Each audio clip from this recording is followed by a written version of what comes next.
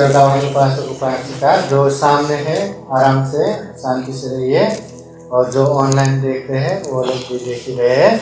तो अभी पूजने भी तो ज्ञान थेरो भंत जी तामादेशना देंगे। तामादेशना सुनने के लिए 3 बार साधु साधु बोलिए। साधु साधु साधु। नमो तस् भगवतो अरहतो सम्मा सम्बुद्धस्स।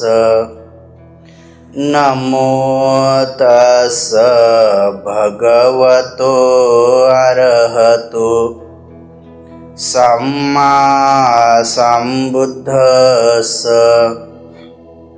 नमो तस् भगवतो अरहतो सम्मा सम्बुद्धस्स। चिरं तिष्ठन्तु सद्धम्मो लोकोऽहन्तु सुखी सदा। इमाय बुद्ध पूजाय इमाय धम्म पूजाय इमाय संघ पूजाय कताय शुद्ध चेतसा। चिरं तिष्ठन्तु सद्धम्मो लोकोऽहन्तु सुखी सदा। साधु बोलो। जिस बुद्ध वचन के गाथा को हमने आपके समक्ष पाली भाषा में प्रस्तुत किया, उसके विश्लेषण के पहले जिस निमित्त से, जिस हेतु से ये धम्मदेशना और उपदेश देने का मौका प्राप्त हुआ, वो शुभ जो लक्षण है और शुभ कर्म है और शुभ हेतु है, वो है पूज्य इंद्रवंश जी महास्तवित इनका जन्म दिवस।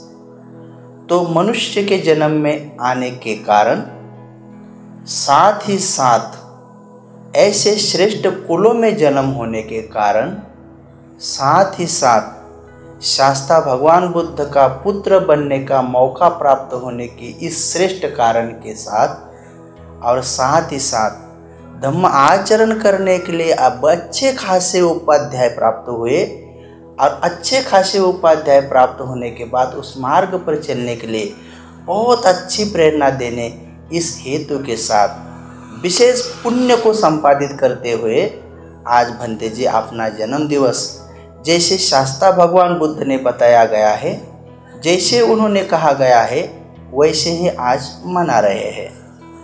तो सभी भिक्षुओं को सम्मान के साथ यहाँ पर आमंत्रित किया है, और आमंत्रित करके सभी भिक्षु संघ को ये सबसे श्रेष्ठ जो सब दानं धम्म दानं जिनाति, कि जो भगवान बुद्ध के उपदेश है उसे सर्वश्रेष्ठ दान कहा गया है। वो धम्म का दान लोगों तक देने का मौका पूज्य भंते जी के जन्म दिवस पर प्राप्त हुआ है।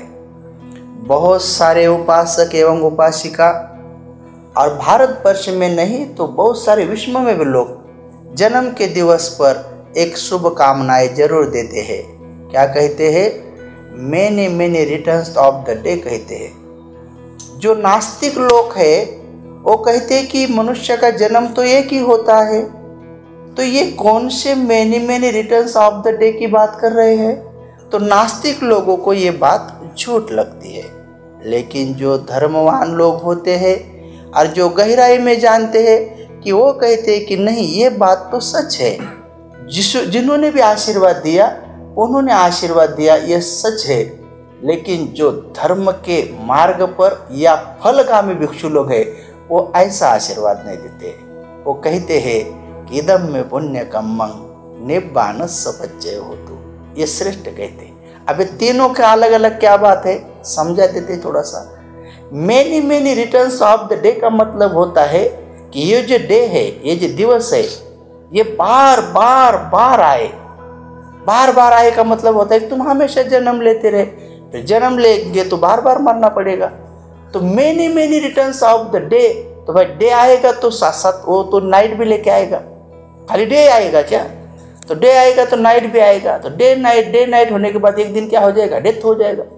फिर डेथ के बाद भी क्या किया तुमने? तो मेनी मेनी कह दिया, मेनी मेनी कह दिया ना। तो मेनी मेनी जन्म भी कोई लोग क्या बोलते हैं, तुम जियो हजारों साल। अब इंडिया में लोग 75 ईयर जी रहे हैं और हम ओपनली झूठ बोल रहे हैं कि तुम जियो हजारों साल। हाँ, तो ऐसा लगता है ना नास्तिक लोगों को, लेकिन बात झूठ नहीं है। उनको मालूम नहीं कि ये बात कहाँ से निकली है कि तुम जियो हजारों साल। बात सच है, झूठ नहीं है। कोई लोग चाहते हैं कि उनको पता नहीं ना कि जीवन ऐसा भी होता है, तो उनका कहने का मतलब यही होता है कि तुम जियो हजारों साल और दिन, साल के दिन हो 50,000। देखो बात क्या है, एक तो तुम जियो कितने 1000 साल और साल के दिन कितने हो 50,000। तो 50,000 इंटू 1,000 तो कितने हो जाएगा? कितने हो गए? फिर ये 50,000 के ऊपर 3 जीरो है, ये भी 3 जीरो है, 6 जीरो इधर कर दिया। हाँ, तो 5 को 1 कर दिया तो कितने हो गए? 50 लाख। तो आपको मालूम है कि 50 लाख आयु किसकी होती है? ये देवता लोगों की होती है। तो वो सच बोलते, लेकिन उनको पता नहीं बेचारे को वो कैसा आशीर्वाद दे रहे। लेकिन कोई श्रमण भिक्षु है तो उन्हें ये आशीर्वाद भी नहीं अच्छा लगता है। उनको लगता है कि देवता में भी जाऊंगा तो क्या करूंगा, वो मैं चाहे वहाँ अविहा देव लोक में गया तो वहां से चला जाऊंगा अरहंत बनने के लिए। उसके पहले जो लाखों जो आयु होती है तो वहां जाऊंगा तो गिर ही जाऊंगा। देवता लोक में आयु कितना होता है मालूम है? जैसे हमारा आयु 100 साल का है तो 100 साल का कैसा होता है? 50 साल। जैसे कि हम जीवन जीते हैं तो 12 घंटा दिन होता है और 12 घंटा रात होती है। ऐसे को हम एक दिन समझते हैं। ऐसे कितने दिन मानो, ऐसे कितने साल? 100 साल। 365 दिन का एक साल। तो ऐसे कितने? खाली 100 साल। आजकल तो नहीं कोई जीते, लेकिन हम सरासरी पकड़ रहे। तो अगर कोई 100 साल जिएगा तो आदमी को 100 साल में मरना ही मरना है। लेकिन देवता लोगों में 12 घंटे में दिन निकलना और रात होना ऐसा नहीं होता है। एक ऐसा देवलोक है कि जिसमें 100 साल के बाद ही दिन निकलता है। कितने? 100 साल तक वो सोए रहता है, 100 साल के बाद जागे रहता है। 100 साल के बाद ही दिन निकलता है और वैसे वहां पर हजारों साल का आयु होता है, लेकिन फिर भी वो देवता को मरना ही पड़ता है।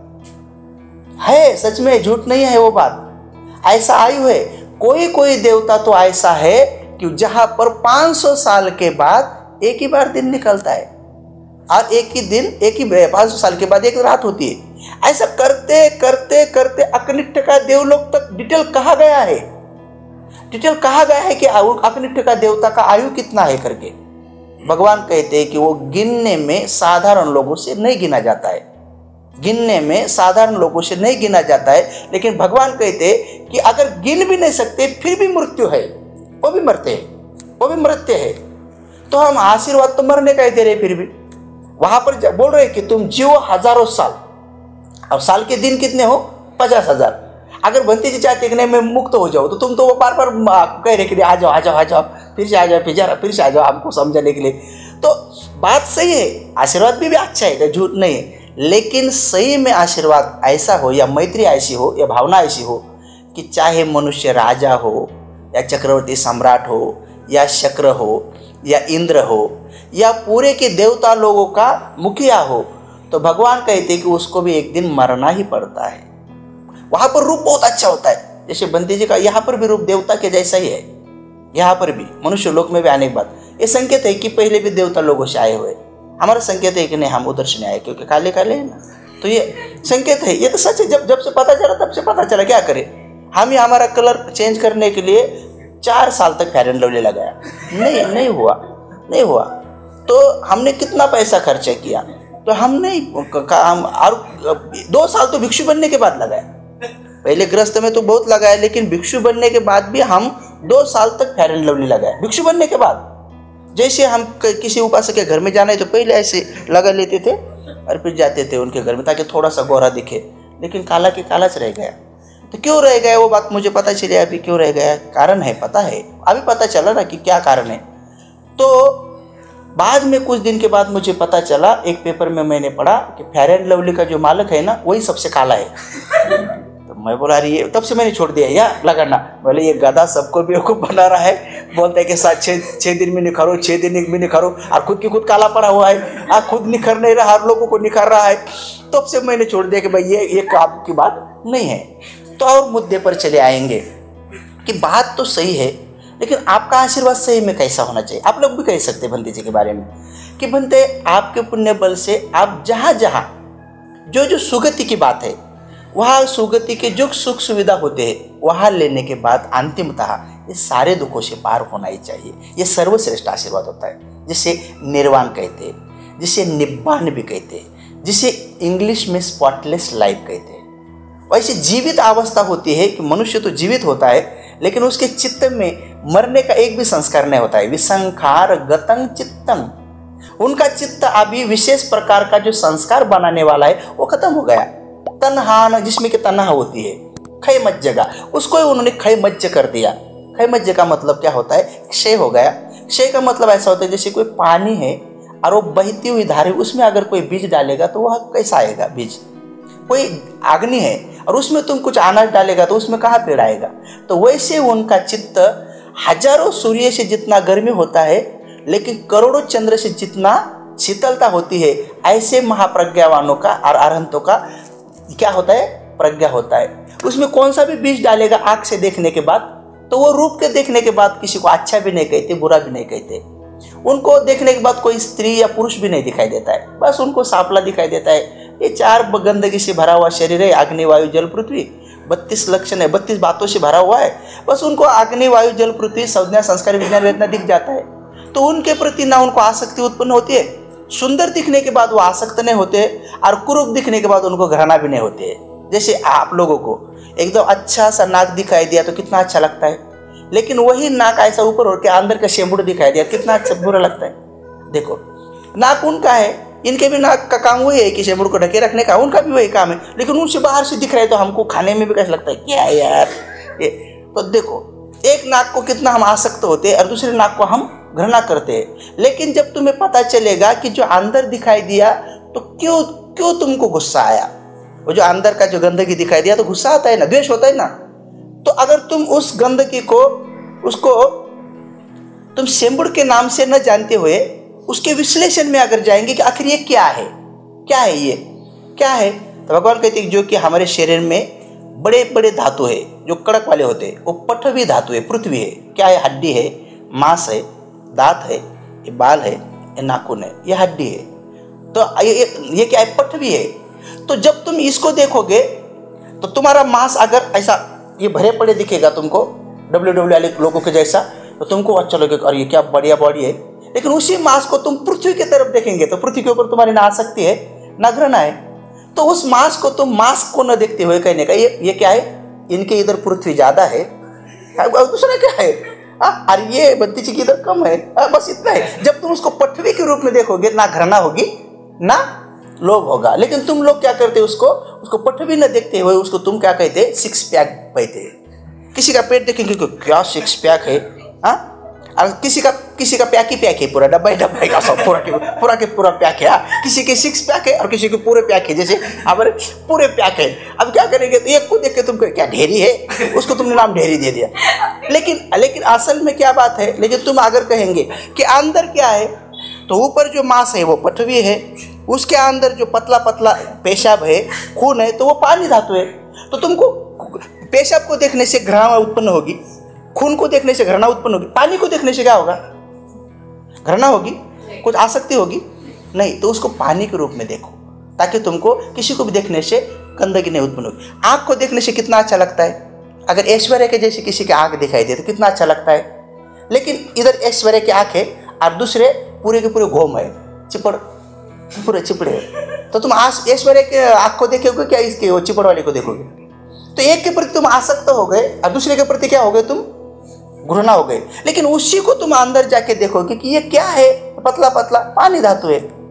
तो सेम हम नाक से जो लेते हैं, हवा लेते हैं, देखो जब लेते हैं तो कितना अच्छा लगता है, सांस को लेते हैं तो कुछ नहीं लगता है। लेकिन जैसे डकार करोगे किसी के आंख के ऊपर वो हवा चली जाएगी, तो वो क्या करेगा, खुश होगा कि वाह क्या सेंट दिया, क्या ऐसा बोलेगा क्या? बात तो हवा की है, लेकिन डकार दे या और कुछ करे तो आदमी को बुरा लगता है ना, द्वेष करते हैं ना हम।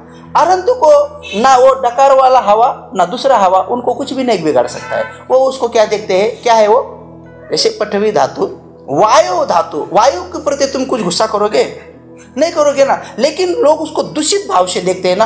क्यों देखते हैं? क्योंकि उनके अंदर तन्हान खयमज्ज, जो तन्हा होती है ना वो खयमज्ज नहीं हुई है, इसलिए गड़बड़ हो रहा है सब। लेकिन अरंत जीवित होते हैं, वो मरे हुए नहीं रहते, फिर भी उनके 6 इंद्रिय उनके पूरे काबू में होते हैं, इसलिए वो देखते समय जैसा है वैसा देखते हैं। बुद्ध ने कहा है, जब महापरिनिर्वाण को प्राप्त हो रहे तो भगवान को आके उन्होंने बोल दिया कि भगवान नहीं, मैं तुम्हारी पूजा नहीं करनी है, मुझे सीखना है, आखिरी में सीखना है। तो भगवान आखिरी में क्या बोल के जाते हैं उनको? जैसे एक रास्ते में भी भगवान को एक जन आके बोलता है, भगवान मुझे दीक्षा दो। भगवान कहते कि मैं भिक्षा मांगने जा रहा हूँ, ये समय नहीं है, भिक्षा वापस करने के बाद तुमको सिखाऊंगा। वो क्या पूछता है मालूम भगवान को, भगवान आपने तो कहा है कि मनुष्य का कोई भरोसा नहीं, आप भिक्षा मांगने चले जाओगे और मैं इधर मर जाऊंगा तो कब किसको पाऊंगा फिर धर्म? भगवान सचमुच आंख बंद करते तो देखते सचमुच मरने वाला है। तब तक देखा नहीं ना बुद्धि से, तो देखते और सचमुच मरने वाला है। भगवान ने छोड़ दिया और उसको बगल बाजू में बिठा दिया, रास्ता छोड़ के बाजू में बिठा दिया और उसको सिखा दिया। क्या सिखा दिया? एक ही बात बता दी, आगे निकल गए। क्या बता दिया? देख जैसे देखता है ना, जैसा है वैसा देख, जैसा है वैसा देख, जैसा सुनता है ना वैसा ही सुन, जैसा सुनता है ना वैसा ही सुन। बस इसके बारे में कहा, जैसा है वैसा कर। तुम कहोगे बंते जी इतनी छोटी सी बात बोले, बंते भगवान वापस आते तक वो जीवन मुक्त हो गया, बेचारा मर भी गया क्योंकि उनका आयु उतना था, लेकिन आय से उच्च अवस्था को प्राप्त होकर मरा, उच्च अवस्था को। बस इतने सी बात पर भगवान बुद्ध के इस वचन को अगर हम अपने जीवन में उतारेंगे तो तुम इतने सुखी रह सकते हैं। जैसा है वैसा देखो, हम नहीं देख पाते जैसा वैसा। जैसे हमको भूख लगी हुई है बहुत सारी, और हम घर में बैठे हुए हैं और हमारे सामने ऐसे कोई सफरचंद और 2-4 चीज ला के दिया, तो भगवान ने कहा है कि जैसा है वैसा देखो, ये सफरचंद है, सफरचंद देखो, बस चुपचाप बैठो। हम वैसे नहीं करते, हम इधर उधर देखते उठा के खाते, या अपने मन से लगाते ऊपर की बात। भगवान ने कहा है कि रास्ते में जाते समय तुमको पैसे का बंडल दिखाई दिया, 500 की जो होती पत्ती, हरी पत्ती पत्ती रास्ते में दिखाई दिया, तो भगवान क्या कहते हैं कि जैसा है वैसा देखो ना। तो कहीं ना क्या चाहिए कि यहाँ पर पैसे का बंडल पड़ा हुआ है, ठीक है निकलो। हम ऐसे नहीं करते, हम अपने मन से क्या करते, बाकी इधर उधर देखते कि कोई आगे पीछे है क्या, वो उठाते। ये बात अपने मन से की हमने, तो किसने की हो? हमारे अंदर लोभ उत्पन्न हुआ पैसे के बारे में और आसक्ति उत्पन्न हुई। फिर वो जो संज्ञा वाला चित्त है वो विज्ञान बन गया, विज्ञान वाला जो चित्त है वही संस्कार बन गया, और संस्कार लोभ के है तो वही वेदना कहती है कि तू उठा ले। फिर उसको उठा लिया, ये काम शरीर ने किया, लेकिन अंदर 4 बातें किस में हुई? मन में हुई। तो इसलिए लोग जो चोरी करते हैं, हत्या करते हैं, दुराचार करते हैं, किसी को भी देखने से बाद, जैसे अभी देखो, जैसे तुम किसी के घर के बगल में जा रहे और उनके बगीचा में तुमने फूल दिखाई दिया, तो तुमने क्या कहना चाहिए कि ये घर है और ये फूल है और फूल बड़ा सुंदर है, बस जैसे वैसे देखना चाहिए ना। हम क्या कहते हैं कि नहीं, वो फूल तोड़ के मेरे चोटी में हो, ये ऊपर की बात हम आगे कर रहे हैं, इसलिए गड़बड़ हो रहा है। जैसे हम रास्ते में जा रहे और बहुत सुंदर लड़की दिखाई दी, तो हमने क्या कहना चाहिए कि भगवान ने कहा है कि जैसा है वैसा देखो, कहना है कि सुंदर लड़की है। हम उसके आगे क्या कहते हैं, नहीं ये मेरी होनी चाहिए, ये आगे की बात है। ये गड़बड़ वाला मामला क्यों चल रहा है? तुम जैसा है वैसा कहीं निकले, कहा ना भगवान ने। हम क्या कहते हैं, नहीं ये मेरी होनी चाहिए। हाँ, कोई सुंदर पुरुष दिखाई दिया तो क्या कहना चाहिए हमने कि ये सुंदर है, सुंदर है किसी और का होगा, सुंदर है किसी और का होगा, हमारे लिए खाली सुंदर है। हम क्या कहते हैं, नहीं ये हमारा होना चाहिए। ये इसलिए गड़बड़ चल रहा है सब कुछ जो होता है ना, हम अपने मन से जोड़ रहे। क्यों जोड़ रहे हैं हम अपने मन से? इसलिए जोड़ रहे क्योंकि हम अविद्या में है। किस बात में है? अविद्या में है, क्योंकि हमको विद्या नहीं है। विद्या का मतलब क्या होता है? पढ़ाई नहीं। विद्या का मतलब होता है कि विज्ञान के साथ हमने ध्यान किया नहीं। विद्या हमारे पास, अविद्या का मतलब क्या होता है? हम अज्ञान है और विद्या नहीं है। विद्या का मतलब होता है कि हमारे शरीर पर जो जो घटना घटित होती है उसके बारे में हमने ध्यान से नहीं देखा है। जैसे किसी लड़की का रूप देखा तो तुरंत संज्ञा के द्वारा क्या होता है, अपने शरीर पर हलन चलन होती है। दो बातें घटती है, आँख से तुम कुछ देखो, कान से कुछ सुनो, नाक से कुछ सूंघो, जीभ से तुम कुछ भी चखो, शरीर में स्पर्श होने दो या मन में कुछ भी विचार होने दो। मन अपने जीवन में दो घटना घटती है। एक, अपना श्वास स्वाभाविक नहीं रहता है, वो तेज हो जाता है और अपने शरीर में भी संवेदना बढ़ जाती है। तुम सांप देखने के बाद तुम स्थिर नहीं रह सकते। सांप देखते हम तब तुम्हारा श्वास मरने वाला था, मेरा पैर गिरने वाला था, सांस बढ़ गया और तुम्हारे शरीर पर पूरे थर होले। क्यों होता है वो? तो उसी को कहते हैं अविद्या है इसलिए हुआ। लेकिन अगर विद्यावान कोई ध्यानी भिक्षु है तो क्या कहेगा? सांप तो देखते ही कहेगा हाँ सांप है, ठीक है। वो तुरंत अपने सांस को देखेगा कि क्या हो रहा है, उसको भी डर लगेगा, लेकिन वो देख रहा है। उसको कहते खीनंग पुरानंग। जो पुराना उसके अंदर डर था वो निकल कर बाहर आ रहा है सांस के माध्यम से, संवेदना के माध्यम से, लेकिन वो नया नहीं होने दे रहा है क्योंकि सजग है ना, नया भय नहीं उत्पन्न कर रहा है। उसी को मुक्त कहते हैं, ये मुक्ति का अवस्था है। तो ऐसे तुम हर बात को देखो, हर बात को अगर तुम देखोगे ना तो हमेशा सांस को देखो, संवेदना को देखो। कान से कोई आपको गाली देगा तो गाली देने के बाद कैसे क्या पता चला ये गाली है करके? तो जैसे वो मुंह से शब्द निकालता है, वो शब्द हमारे कान पर आते हैं तो ये कान निर्जीव है, उसको नहीं पता ये गाली है करके। ये कान पर शब्द होते ही मन में चली जाती है बात, और मन का पहला पार्ट बाहर आता है, उसका नाम है संज्ञा। संज्ञा का काम होता है पहचानना। तो वो संज्ञा पहचानती है कि कान में जो खटखट हुआ वो गाली है, गाना है, म्यूजिक है, संगीत है कि क्या है। तो संज्ञा तुरंत विज्ञान बन गई। तो विज्ञान ने पहचान लिया कि नहीं ये गाना नहीं है, ये म्यूजिक नहीं है, ये संगीत नहीं है, ये प्रशंसा नहीं है, ये तुझे गाली है। ये कौन पहचानता है? अपना ही मन का विज्ञान पहचानता है। तो अपने मन के विज्ञान ने जैसे पहचान लिया कि ये गाली है, तो अपना विज्ञान गाली पहचानने के बाद आपके जो संस्कार है, गाली के बारे में आपने क्या संस्कार बना के रखे आज तक? गाली के बारे में आपने क्या संस्कार बना के रखे? जब तुम्हें कोई गाली देगा तो तुम्हारा मन प्रसन्न होता है, तुम्हारा चेहरा खिला खिला होता है। ऐसे संस्कार पड़े हुए क्या हमारे ऊपर? नहीं, हमारे ऊपर कौन से संस्कार पड़े हुए? गाली दे, किसी ने कहा तू ऐसा तो तेरा बाप ऐसा, तेरी खानदान वैसी, तू ऐसा, तेरी सात पीढ़ी वैसी। तो ये हमारे संस्कार है प्रतिक्रिया करने के। लेकिन अगर किसी ने गाली दी तो कोई पका हुआ भिक्षु अगर है तो उसको गाली देने के बाद भी वो क्या करता है? गाली के बाद क्या हुआ सास को देखता है, संवेदना को देखता है। वही बूढ़ा बाबा ब्राह्मण बार बार भगवान को गाली देते आया।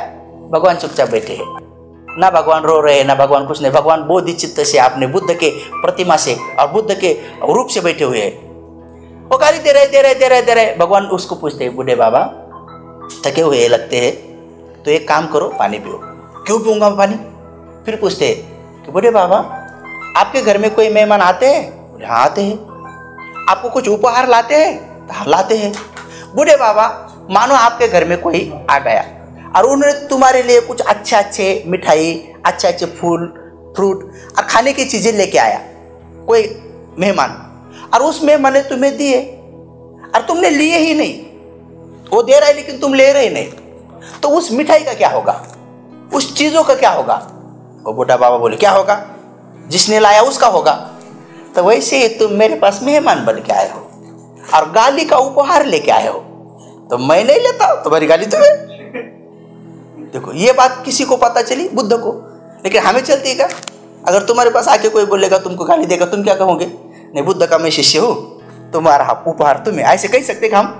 क्यों नहीं कह सकते? क्योंकि हम अभी तक अविद्या में हैं। हमको गाली देते ही हमको ध्यान की विद्या प्राप्त नहीं होती है। सांस को देखना है, संवेदना को देखना है, सांस को देखना है, संवेदना को, ये नहीं पता है, इसका प्रैक्टिस नहीं किया है, इसलिए हम लोगों को तुरंत गुस्सा आ जाता है। ये आंखों से देखने से तुरंत से होता है। हम लोग ये 6 इंद्रियों के अधीन क्यों है? क्योंकि हमारे पास अविद्या है, और अविद्या पच्चाय संस्कार, इससे संस्कार बनते हैं, और संस्कार पच्चाय विज्ञान, उसी से साथ विज्ञान बनता है। विज्ञान पच्चाय नाम रूप, वो माँ के कोख से आप विज्ञान बन के आते तो फिर अंदर ही अंदर अपना शरीर और मन बनता है। और नाम रूप पच्चाय षडायतन, जैसे अपना जन्म होता है तो आपको 6 इंद्रियां आ जाते हैं, आँख, नाक, कान, जीवा, त्वचा और मन। और 6 इंद्रिय को फस अपने जो इंद्रिय होती है षडायतन पच्चाय फस, ये 6 इंद्रियों को स्पर्श हो रहा है। ये ना कोई ईश्वर, ना परमेश्वर, ना आत्मा, ना का, ये तो बंधे बंधा नियम है। आँख को रूप दिख रहा है, कान को शब्द सुनाई दे रहा है, नाक को गंध, जीवा को रस, ये शरीर को स्पर्श, मन को विचार, धम्मा, ये तो अपने आप हो रहा है। फिर ये एक बात गड़बड़ हो गई, विद्या अविद्या हो गई, तो इसलिए बाकी सब चल रहा है, किसी के हाथ में नहीं।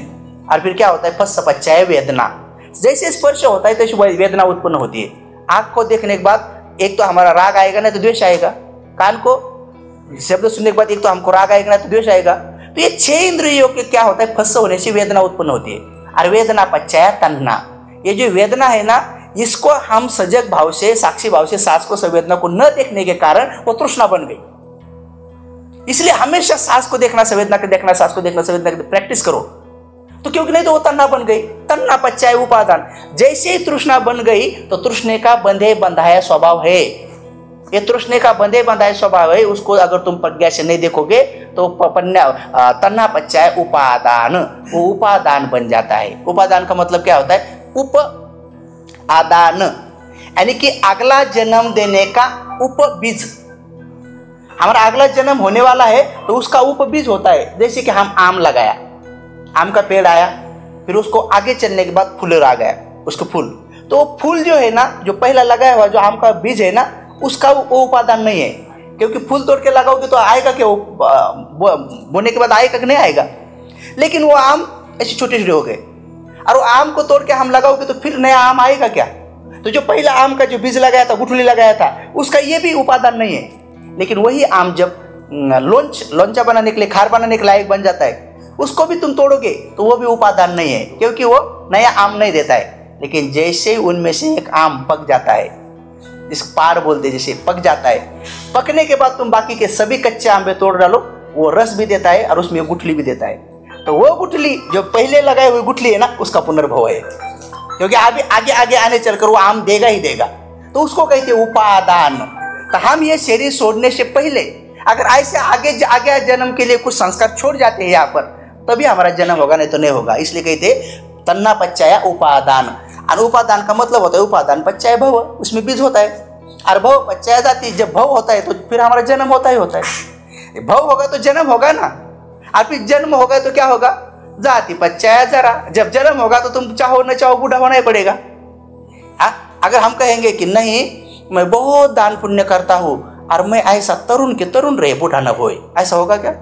हमने भी बहुत चाहा, लेकिन हम बन गए बूढ़े 45 के। हम भी बचपन में चाहते थे कि मैं ऐसे छोटा के छोटा सा रहूं, लेकिन नहीं रहा।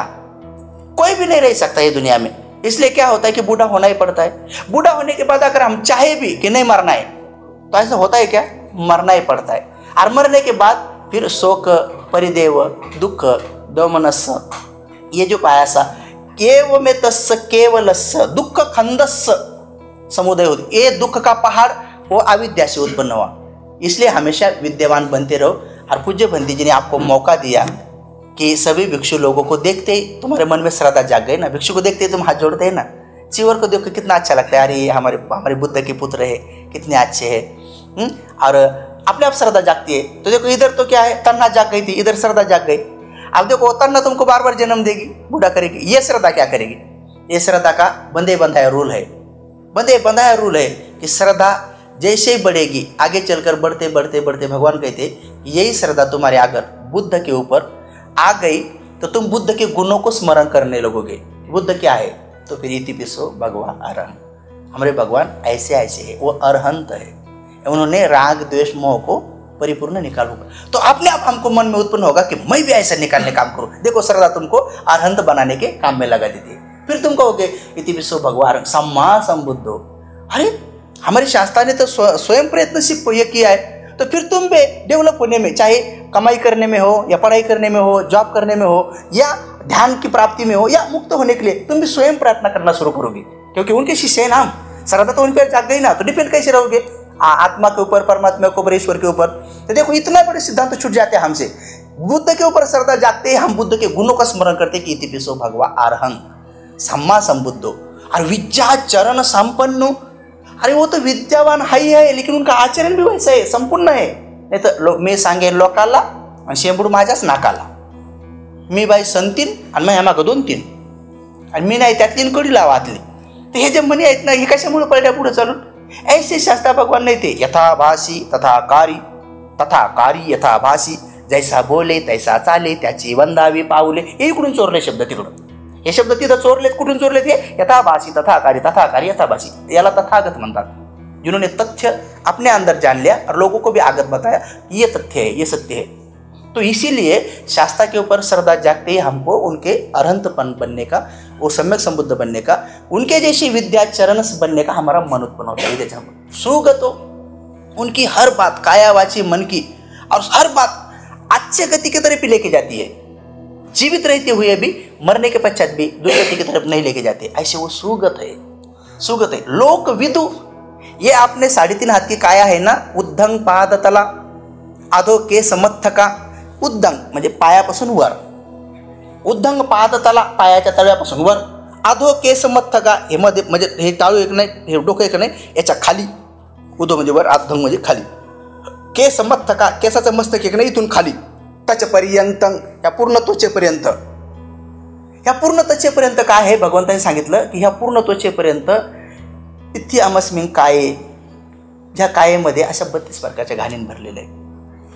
त्या संपूर्ण 32च्या 32 गोष्टी कुठं आहे, त्याचा रंग कसा आहे, ती किती लांबी आहे, किती रुंदी आहे, कोणा शेजारी आहे, जसं हृदयंग, हृदय, हृदय पिंपळाच्या पानाच्या आकाराचा आहे, त्याच्यामध्ये 2 पाकळ्या आहेत, ते याच्या बाजूला आहे, त्याच्या बाजूला आहे, फाफसुल्याच्या मधात आहे, हे सगळं भगवंताने सांगून टाकले। त्याला म्हणतात लोकविदू। म्हणजे 3.5 हाताच्या शरीराचं त्यांना एक एक कण माहित आहे, अणु रेणू माहित आहे, प्रत्येक क्षण तो कसा बदलतो, काय बदलतो हेही माहित आहे, भूतकाळ वर्तमान काळ भविष्यकाळ सगळं माहित आहे। आणि सगळं ब्रह्मांड हे जेवढे 31 भुवन आहेत, 20,000 योजनपर्यंत त्यांची मंगलमैत्री जाती, सगळे किती ग्रह आहेत, कोणकोणते ग्रह आहेत, किती आहेत, ते सगळे माहिती आहे। सूर्याची कार्यप्रणाली काय सुरू आहे, काय नाही, सगळं ज्यांना माहिती आहे, हा पण लोकविदू, हा पण लोकविदू। म्हणजे बाकीचं बाहेरचा संसार पण त्यांना सगळं माहित आहे।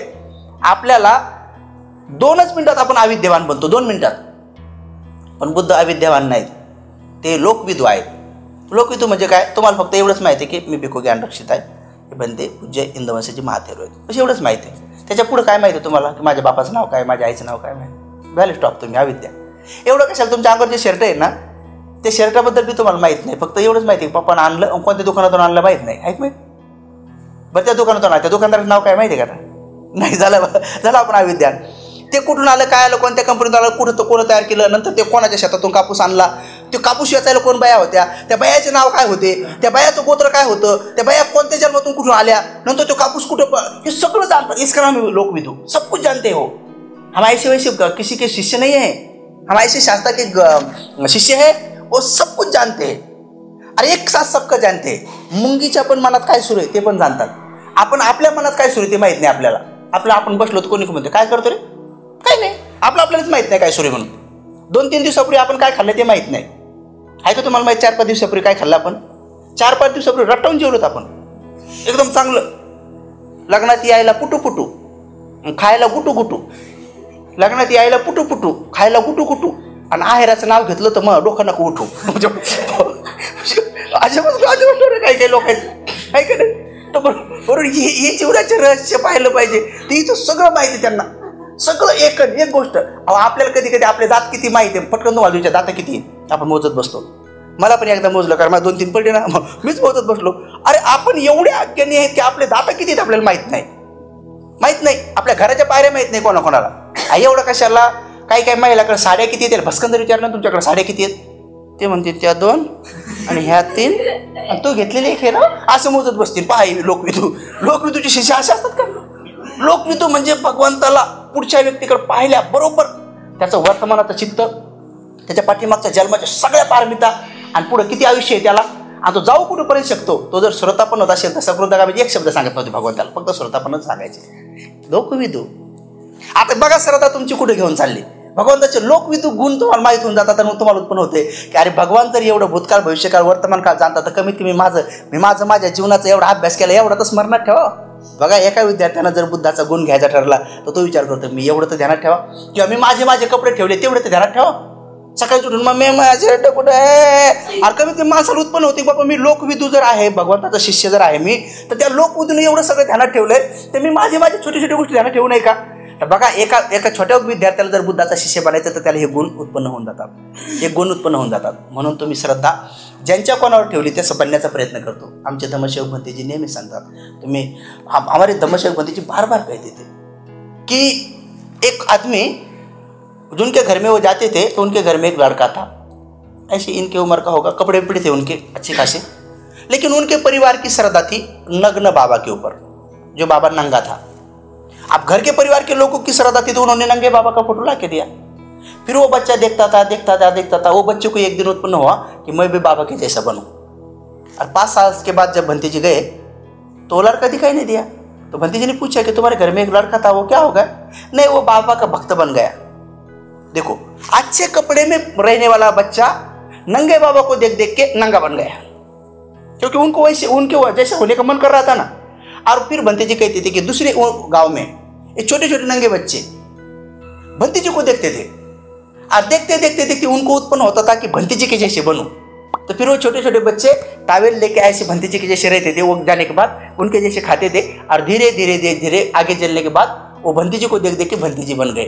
और भंती जी बन के ऐसे बड़े भंती जी बन के जैसे हमारे सत्यपाल भंती जी, उनका ही उदाहरण देते थे भंती कि एक कपड़े वाला लड़का नंगे बाबा को देखकर कपड़ा छोड़ के नंगा बन गया। अरे नंगा सत्यपाल, ये मुझे देख देख के शिक्षक बन गया और प्रोफेसर बन गया। ये बात भंती जी ने बहुत बार बोली। समझ में आया तुम्हारे? तो अपने जेब में अगर रहे हीरोनी का फोटो तो तुम्हारा मन कहता है हीरोनी के जैसे बनो। तो हीरोनी के जैसे तुम क्या कहते हो? हीरोनी के दुर्गुण भी ले लेते हैं। हीरोनी के जितने दुर्गुण है, हीरो के जितने दुर्गुण है तो वो अपने जीवन में उतारने की कोशिश करते हैं। लेकिन तुम्हारा हीरो बाबा साहब होना चाहिए, तुम्हारा अभिनेता शास्ता भगवंत होना चाहिए, वो तुम्हारे जेब में होने चाहिए बार। अगर वो होंगे तो तुम बार कहोगे कि मैं शास्ता के जैसा बनूं, लोकविदु अनुत्तरो। फिर तुम्हें संसार के चाहे कौन से भी प्रश्न पूछे या तुम्हारे एग्जाम के पूछे, तुम उसका तुरंत लाजवाब दे सकते हो, क्योंकि तुम्हारे पास वो ज्ञान है। क्योंकि हमारे शास्त्रा ऐसे संसार का एक भी ऐसा कोई बात नहीं है कि वो नहीं जानते हैं, सब कुछ जानते हैं। और अनुत्तरो है, अनुत्तर लाजवाब है, उनका कोई मोल माप एक का एक ही है। एक के अगल बगल में कुछ नहीं होता है, एक नंबर ही होता है। 2 एक के बराबर नहीं करता है, 3 तो बिल्कुल नहीं करता है, 1 के ऊपर कुछ भी नहीं होता है। ऐसे हमारे शास्त्रा 1 नंबर होते हैं। सभी गुणों में, सभी ज्ञानों में, सभी बलों में, सभी तत्वों में, सभी बातों में हमारे शास्त्रा 1 नंबर होते हैं। वैसे वो लोकविद होते, अनुत्तर होते, पुरुष दम्म सारथी। और ऐसे सारथी होते हैं पुरुष लोग, चाहे कौन से भी स्वभाव वाले हो, वो क्रोधी हो, द्वेषी हो, मोही हो, प्रमादी हो, आलसी हो, अहंकारी हो, गर्विष्ठ हो, ये निद्रालु हो, जैसे स्वभाव वाले हो, शास्त्रा भगवान हमारे उसका अच्छा दमन करते हैं। बेचारा 500 अरहंतों ने प्रयत्न करने के बाद एक गाथा तक नहीं सीख पाया हमारे ऐसे पूज्य भंते जी। 500 अरहंतों ने सिखाया, फिर भी एक वचन नहीं सीख पाए।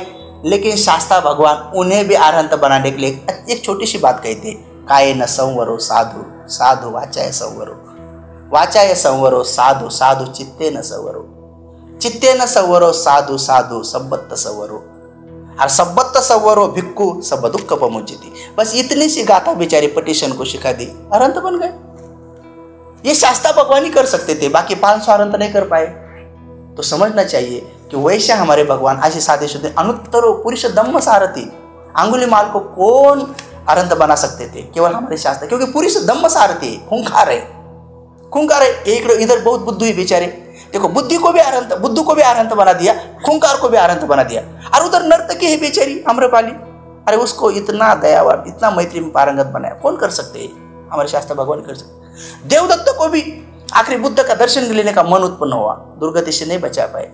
भगवान कहे कि ये अगर भिक्षु नहीं बनता तो 14 कल्प तक पीछने वाला था, अब उसके 7 ही कल्प पीछने वाला है, वहां से छलांग मार के बच्चे का बुद्ध बनेगा, ये भी और अजय शत्रु भी, अगर वो धर्मवान पिता की हत्या नहीं करता तो इसीलिए वो लोक विदु है, सॉरी वो पुरुष दम्म सारथी है। ऐसा कोई भी नहीं है कि शास्त्रा भगवान के पास वो बेचारा जो प्रेत के ऊपर जिनको बांध दिया था सोपान को, बेचारे को वो सुनित है, स्वपात है, भंगी बेचारे, वो छोटे छोटे, उनको शास्त्रा भगवान की सेवा कौन उनको वहां से उठा सकता था? क्योंकि पुरुष दम्म सारथी है, जानते हैं उनको क्या सिखाना है। एक श्रामणेर को क्या सिखा दिया, ये पूरा का पूरा कचरा है कि नहीं, बस ये झाड़ ले। और झाड़ने के बाद भगवान के पास बिठा देते थे। भगवान क्या कहते थे? वो बेचारे को सबने मार दिया था, घर से निकाल दिया था ना, माँ ने भी निकाल दिया, गाँव वालों ने निकाल दिया। वो बड़ी स्टोरी नहीं बोल सकता। वो जिसको माँ ने निकाल दिया, मामा ने निकाल दिया, गाँव वालों ने मार दिया, टीचर लोगों ने मार दिया, वो बेचारा स्मशान भूमि में जाने के बाद भगवान आनंद को कहते हैं, आनंद जा उसको उठा के ला। जब आनंद और भगवान चले जाते हैं ना, तो उसके मुंह पर पानी डालते तो वो छलांग मार के उठता है और भगवान को भी अपशब्द बोलने लगता है कि जाओ जाओ मैं नहीं आऊँगा तुम्हारे साथ। भगवान उतना ही कहते हैं कि तो चल मेरे साथ। नहीं नहीं नहीं नहीं, मुझे लेके जाते हैं, दूसरे दिन मार पीट के हकल देते हैं। भगवान कहते कि मैं उन लोगों में से नहीं हूँ जिसका तूने अनुभव किया है। वो बार बार कहते लेकिन नहीं आता है। भगवान उसको उठाने के लिए कहते, लेके जाते। तब भगवान उसको क्या सिखाते, कितनी छोटी छोटी बात सिखाते। छोटी छोटी बातों में उनको आनंद बना देते। देखो छोटी छोटी बातों में, जब उसको ये भिक्षु लोगों की चप्पल साफ करने के लिए कहते थे या झाड़ू मारने के लिए कहते थे, तो बस उसको इतना ही कहते थे कि झाड़ू मारने के पहले कैसा था। वो बोलते बहुत गंदा था भगवान, और झाड़ू मारने के बाद कैसा है। वो कहते भगवान बहुत क्लीन है, बहुत स्वच्छ है। फिर ये अपनी जो चप्पल होती है ना, उसको पोंछने के बाद भगवान पूछते थे उसको, ये चप्पल गंदी थी तब कैसी थी। भगवान बहुत गंदी दिखती थी, धूल थी तो बहुत गंदी दिखती थी। आप कैसी दिखती है। भगवान बहुत अच्छी दिखती है। तो भगवान ने उसको समझा दिया है, जैसे ये कचरा होने के बाद अच्छा नहीं दिखता है, क्लीन करने के बाद बड़ा अच्छा दिखता है, वैसे मन में मल होने के बाद अपना चेहरा भी अच्छा नहीं दिखता है। क्योंकि ये CPU है, ये मॉनिटर है, सब कुछ जो कुछ आता है मॉनिटर के ऊपर आता है। तुम सुनते सुनते अगर ऐसा कर दिया तो हम समझ जाओगे कि इधर प्रमाद आ रहा है, आलस आ रहा है या निंद्रा आ रही है। तो ये अंदर CPU से जो भी कीबोर्ड पे ऊपर करोगे, आँख से देखोगे कीबोर्ड है, कान एक कीबोर्ड है, ये सब कुछ कीबोर्ड है। ये 5 इंद्रिय जो है ना, ये आके इस CPU में लेके जाते हैं। फिर ये मॉनिटर के ऊपर दिखा जाता है कि क्या चल रहा है तुम्हारे अंदर। ये शास्त्रा भगवान ही जानते थे। तो उनको भी शास्त्रा भगवान ने क्या किया, उनको भी आनंद बना दिया एक छोटी सी बात पर।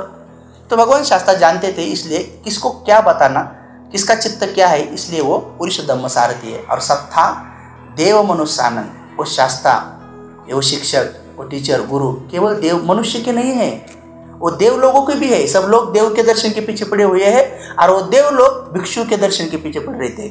अष्टशीलधारी किए वंदन करने के लिए शक्र देवराज भी ऐसे हाथ जोड़ते रहता है उपोषद के दिन। उसको पूछा जाता है कि देवादि देवराज, हम सभी देव और सभी तुम्हारी सेवा में पड़े है, तुम किसको हाथ जोड़ रहे। तो कहते शास्त्रा भगवान बुद्ध के उपासक आज अष्टशील पालन कर रहे, जो कि मुझसे भी नहीं होता है, इसलिए उनको वंदन करता हूँ। वो भी शक्र भी उपोषद के दिन तुम्हें प्रणाम करता है। ऐसे पृथ्वी पर हमको भगवान ने क्या बना दिया है, पुरुष धम्म सार सत्ता देव मनुष्यानंद, वह देव और मनुष्य की शास्त्रा है। ऐसे हमारे बुद्ध भगवान थे। बस ये श्रद्धा तुमको इसमें लेके जाती है। फिर धम्म के गुणों में संघ के उबड़ा है, बस इतने से मैं तुमको समझा देता हूँ। बहुत सारी बातें हैं उसमें, इसलिए पूज्य भंते जी ने जो भी सभी लोगों को यहाँ पर कुछ लोगों को आमंत्रित किया, ताकि आप लोगों में श्रद्धा बढ़े, ताकि आप लोगों में शील बढ़े, ताकि आप लोगों को समाधि बढ़े, और ये तीनों बातें आपकी प्रज्ञा में लेके जाए। बाकी सब कुछ है संसार में साथ में केवल और केवल पुण्य और अकुशल और पुण्य और पाप, यही साथ में लेके जा सकते हैं। 2 थैला मरने के समय तुम नहीं लिया, फिर भी अपने हाथ को चिपका देते हैं, ये तुम्हारा बिल है। कहते कौन सा, ये पाप का बिल ये थैला, और ये पुण्य का बिल ये थैला। फेविकॉल से भी बड़ा चिपका देते हैं ऐसे, ये तुम्हारा है। हम कितना भी झटकेंगे कि नहीं ये पुण्य अगल बगल वाले को दो, तो नहीं तुम्हारा बिल है, तुम इसमें ले लो। जैसे हमारा मीटर का बिल आने के बाद हम दूसरे को नहीं देते ना, वैसे हमारे कर्म के बिल भी हम किसी को नहीं देते, वो साथ में लेके जा सकते हैं। ऐसे 2 हाथों में थैला होता है। पुण्य की थैला अगर ज़्यादा है तो हम इधर झुक जाते हैं, अगर पाप की थैले ज़्यादा है तो हम उधर झुक जाते हैं। जैसे कि वो किलो तराजू का कांटा, वो बीच वाला कांटा उधर झुकता है जिधर ज़्यादा बोझ होता है। तो पुण्य का बोझ है तो सुगति जाओगे, और पाप का बोझ है तो दुर्गति जाओगे। और ये दोनों बोझ निकाल डाला है तो आनंद बन जाओगे, इधर नहीं उधर नहीं जाओगे। तो भगवान कहते हैं कि ये भिक्षु, तो जो बोझ है वो निकाल डाल, ये ओझा काढून टाक म्हणतात बुद्धांनी देता मगर तो क्या बोझ है, वही बोझ है। तो सबने समझना चाहिए, दूसरे का अनुकरण नहीं करना चाहिए, दानी बनना चाहिए, सिलवान बनना चाहिए। और दानी भी ऐसा बनना चाहिए कि संघ के ऊपर श्रद्धा रखते हुए दानी बनना चाहिए। आखिरी उतना एक उदाहरण बताता हूँ, प्रवचन समाप्त करता हूँ। जैसे उस दिन भी मैंने शायद कहा होगा कि बहुत सारे लोग अनुकरण करते हैं ना, जैसे जिधर जिधर तेरा भाई उधर उधर मेरा भाई वाले, वो उदाहरण। तो बहुत सारे लोग, जैसे मुस्लिम भाई, एक मराठी भाई, हर काम साथ में करते थे, लेकिन दोनों में एक बात थी कि इसकी भाषा इसको नहीं आती थी, उसकी भाषा उसको नहीं आती थी। मराठी जो भाई थे उसको हिंदी नहीं आती थी, और जो मुस्लिम भाई है उसको मराठी नहीं आती थी, लेकिन दोनों फ्रेंड थी, हर काम में साथ देती थी। एक दिन क्या हुआ, वो अपनी बाई है ना, वो आटा को पीसने लगी। मुस्लिम फ्रेंड आई, वो भी आटा पीसने लगी। अपनी महिला जो होती है वो पीसते समय चुपचाप नहीं बैठती, गाना बोलती है। तो अपने बाई ने गाना शुरू किया मराठी में, माझा ग बंधू राया गेला मुंबई शहराला, घोड्याला मारली टाप गेला दिल्ली शहराला। मुस्लिम बाईला समजलं, लेकिन उसको मराठी नहीं आती थी। इसका शुरूच माझा ग बंधू राया गेला मुंबई शहराला, घोड्याला मारली टाप गेला कलकत्ता शहराला। मुस्लिम भाई सोचने लगी इसका भाई ने लाम भेजा, मैंने नहीं भेजा, क्या करूँ। रुकी और उसके सुर में सुर लगा दिया, जिधर जिधर तेरा भाई उधर उधर मेरा भाई, जिधर जिधर तेरा भाई उधर उधर मेरा भाई। अब तो उस घोड़े को कैसे भी टाप मार दे, जिधर जिधर तेरा भाई उधर उधर मेरा भाई। संसार में जब हम घूमते फिरते तो बहुत सारे लोग ऐसे अनुकरण ही करते हैं। हम लोगों ने अनुसरण करना चाहिए। अनुकरण करने का मन है तो शास्त्र भगवान है, बोधिसत्व है, माता रमाई भी, मैं अम्रपाली, सब कुछ है, उनका करना चाहिए ताकि हम लोगों का मंगल हो। और हम हमेशा दानी बनना चाहिए, क्योंकि दान हम देते हैं तो हमारे लिए ही बोते हैं। दान देने का मतलब देना नहीं है, उसको बोना कहते हैं। तो अनेक अनेक अनेक पद से आता है, और संघ को देने का तो प्रमाण नहीं कह सकते। तो इसलिए रतन सूत्र में आता है कि संघ को देने का महाफलंग, संघ को देने से क्या मिलता है? महाफल प्राप्त होता है। वो महाफल का मौका पूज्य भंते जी के जन्म दिवस पर आपको प्राप्त हुआ है, तो आप महापुण्य के भागीदारी बने और पूज्य भंते जी निर्वाण अरहंत पद के भागीदारी बने। इतनी ही बात कहते हुए भंते जी को प्रणाम करते हैं, सभी भंते जी को प्रणाम करते हैं। जो लंबा हुआ प्रवचन है उसके बारे में भिक्षु संघ की क्षमा भी करते हैं। तुम्हारे लिए तो अच्छा है, ठीक है। तो सबका मंगल हो। भवतु सर्वमंगलम, भवतु सर्वमंगलम, भवतु सर्वमंगलम। साधु साधु साधु साधु साधु। पूजनीय भिक्षु ज्ञानश्री ठेलो भंते जी ने खूब सारा उदाहरण देके, श्रद्धा से लेके बहुत सारा भगवान बुद्ध के गुण धर्म और उपदेशों के विषय में आप लोगों को बताया। साधु साधु साधु। बुद्धं नमामि, बुद्ध को नमन करता हूँ। धम्मं नमामि, धम्म को नमन करता हूँ। संघं नमामि, संघ को नमन करता हूँ।